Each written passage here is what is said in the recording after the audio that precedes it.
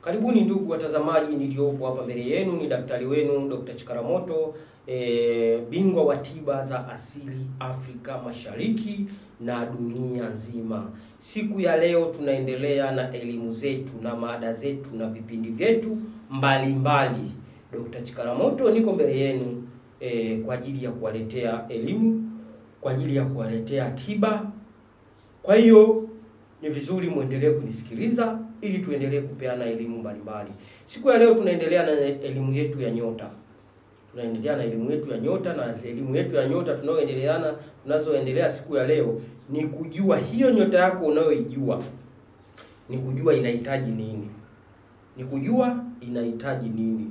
Kujua nyota ni kitu kingine, na kujua nyota yako inahitaji ufanye nini, uishi maisha gani ili nyota yako iwe na nuru, iwe na mwanga, kutokana na njia na taratibu zinazotakikana kuishi, kutokana na nyota yako inavyohitaji kuishi ili uweze ukafanikiwa, uepukane na changamoto mbalimbali unazozipitia hivi sasa. Sasa wale watu wenye nyota ya mshale, leo ndio niko nao kuchambulia nyota yao inahitaji nini, inahitaji wafanye nini, inahitaji wapite njia gani ili waweze wakafika kwenye mafanikio.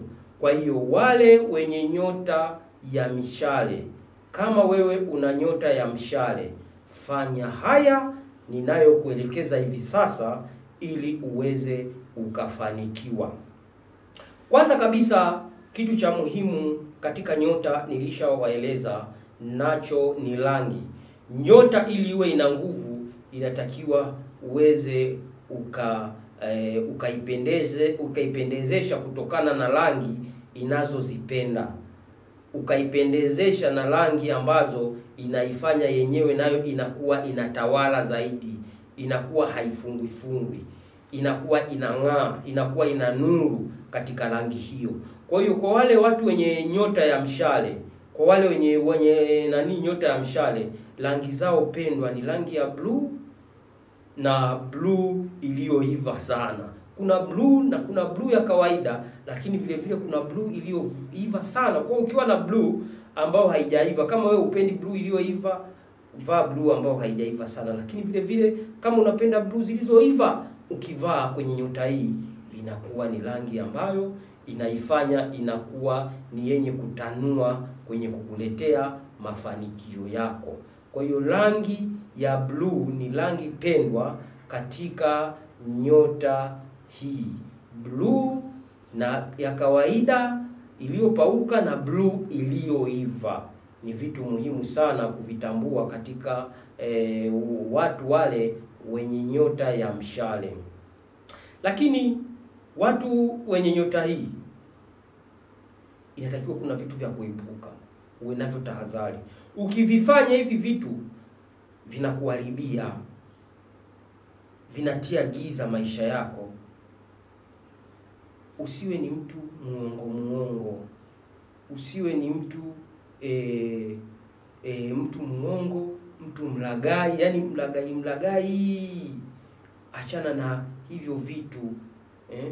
Lakini vile vile usiwe ni mtu mwenye kusengenya, yani mtu mwenye majungu, usengenyaji ni vitu vitakavyo kuharibia sana kwenye mambo yako, kuanzia mipango yako, kuanzia biashara yako, kwa sababu nyota yako haipendi hivi vitu.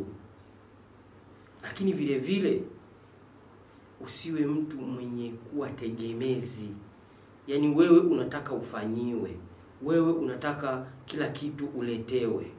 Nyota yako inataka ujishughulishe, sio mwenye kutegemea sana watu wakufanyie jambo. Utaiangusha nyota yako.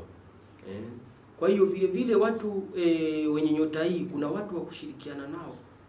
Kuna nyota zao ambazo ni nyota pacha ambazo ukishirikiana nazo wewe kwenye biashara zako, kama unataka kufanikiwa au wafanyakazi wako, itakufanya uweze ukawa mwenye kufanikiwa sana. Ukiwa na mtu mwenye nyota ya punda, mwenye nyota ya simba, utafanikiwa sana. Nyota ya punda na nyota ya simba zinaipa nguvu sana nyota ya mshale.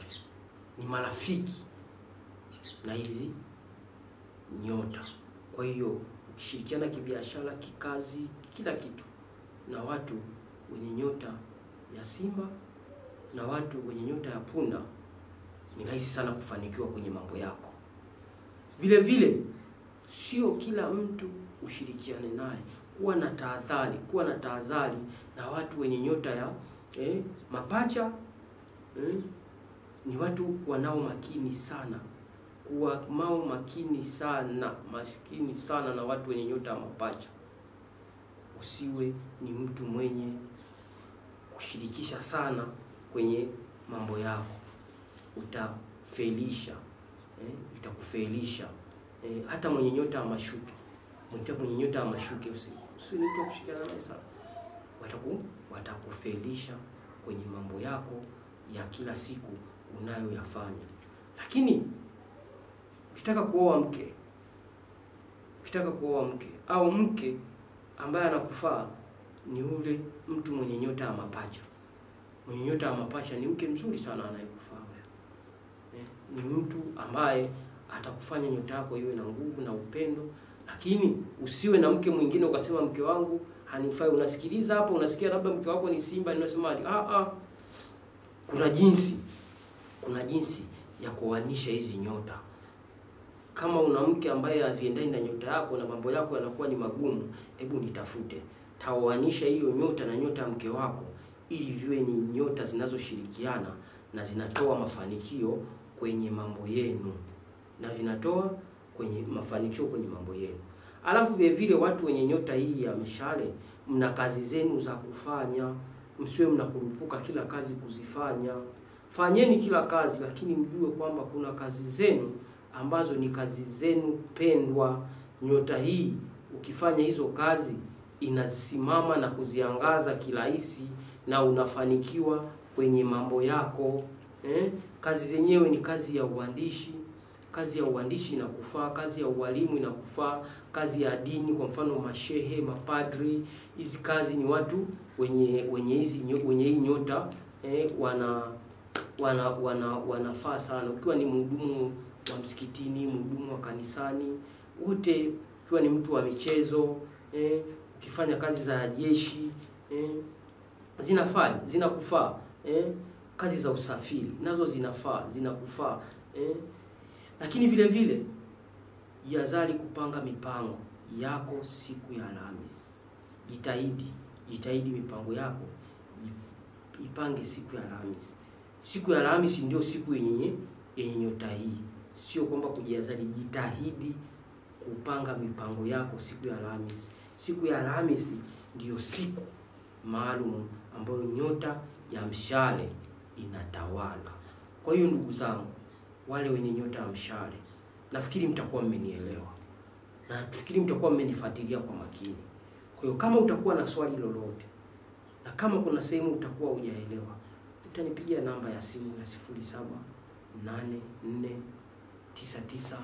0784994048, na unaweza ukasubscribe hii channel yetu ili uendelee kupata vipindi